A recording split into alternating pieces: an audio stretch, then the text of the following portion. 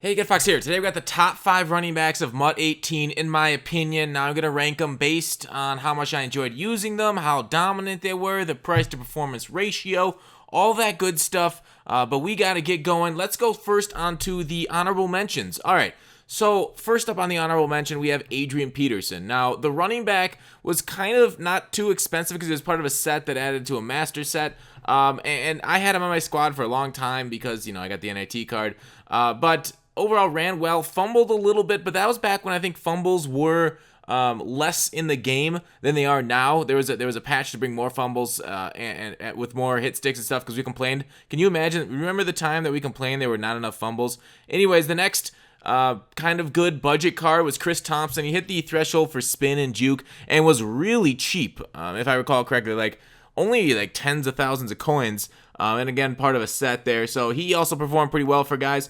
For the next up, we got some clips of this is Kareem Hunt. I think position hero, this was about when secure tacklers were taking over. But the thing is with this Hunt card, what was nice about him was that he had a nice little weight to him and he fell forward in almost everything. So good speed, good weight, could truck, could get around by juking.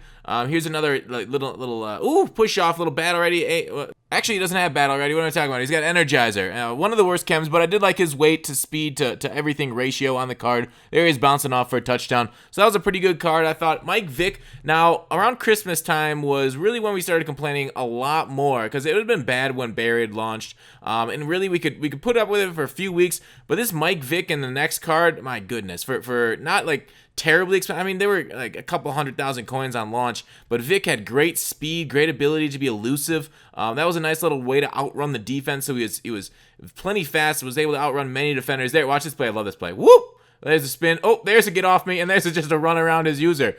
One of my favorite plays right there of the year. My next reviewer card in the honorable mention, it has probably my favorite play of the year that I'm running the ball with. And this Sean Taylor here, another honorable mention. After watching his clip and watching his review again, I almost bumped him up to like 3. I almost increased because of that. But the spin, the speed, the everything, the weight on the card, this was amazing. The plays he made for me, and this is why they had to patch running and make it worse. I mean, not just this card, but the other cards that I'm going to get to mid-year. So on the quarterback side, a lot of early game quarterbacks weren't very good. God, do you see that bullshit? They got out of 3 guys, had him cornered. I mean, how busted were spins earlier this year? I look back at it, we've said lately, spins are busted as he just powers his way through there too. But when you go back and actually watch, you're like, oh my god! Now this is my favorite play. I'm just trying to run out the clock here in the 4th quarter, and I'm like, well, let's see what I can do now that it's at zeros. Let's see if we can make this work. At least we can go Bo Jackson on this. Woo! All right, outrun him, and look at this. Look at that pursuit by the defense. That is so bad.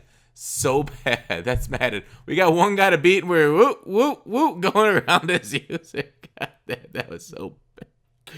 So yeah, that's Madden in December. Anyways, number 5 for my favorite running back is Jerome Bettis. Now, he was one of the first big truckers out there. We also had LeGarrette Blount, but maybe this is the homer me coming out, putting him at number 5 for the Steeler card. The problem is he was super expensive when he first came out, and he crashed in price a few weeks later. I think we got some packs or something that ended up crashing him. But yeah, he was super expensive for a while, and then cut his. Yeah, I think most legends actually got cut in price pretty quickly.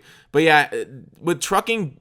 So what I said with his review, I was like, we all talk about spins and jukes being OP, but trucking is also OP. We just don't know that it's because spins are also OP. And trucking didn't really get its day, and it didn't really go down in popularity until secure tackler really took off. But if secure tackler wasn't here, we'd be complaining about trucking backs right now. So trucking's been kind of a underrated, besides for air trucking that everybody knows about, but it's been kind of underrated all through the year. And some people kind of know, but I feel like the masses don't know how good really trucking is without secure tackle.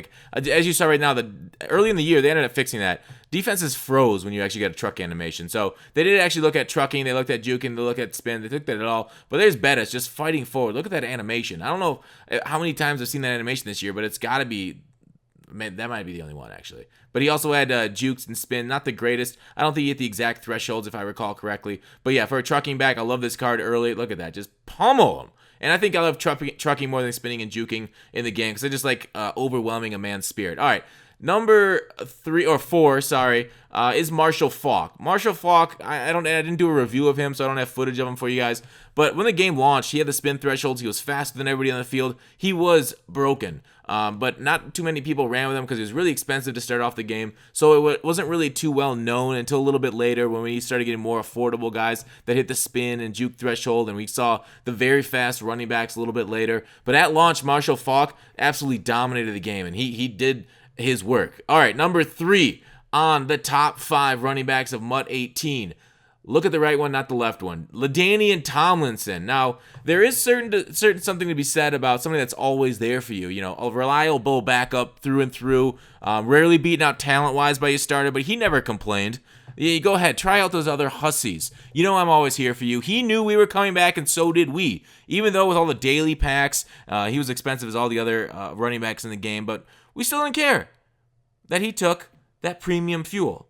You know, he was and still is a master. You know, we wanted to try out other cards, but he was NAT, so he was always on our roster. You know, he saw you go ahead and try out that Barry Sanders. He saw you try out that Chris Thompson, Sean Taylor, Mike Vick, but who stayed there the longest? This son of a gun. He could catch the ball. He could weave in traffic. He was obviously just like every other running back, better earlier in the year, even though his stats are higher now. The rest of the stats in the defense have caught up. Same as the secure tackler, but my God, like the running game got nerfed a bit. So it's... Still, he always was able to spin and juke with the best of them. A beautiful card. Look at that. That didn't even make sense, that juke. That just wasn't even that's why they had to patch it. That was like the perfect example. So we'll see what happens with 19 coming and if they need to patch anything. That was a super awesome spin. Yeah, he had so many long touchdowns we had to speed him up. But yeah, so did you guys like LT? Did you guys like the NAT being on your roster all year? I didn't love it. It was fun in retrospect having all these memories of LT being through like from August till July here. He was on the squad. There he is getting a juke. It's not all about spins. He also gets some sweet jukes on him.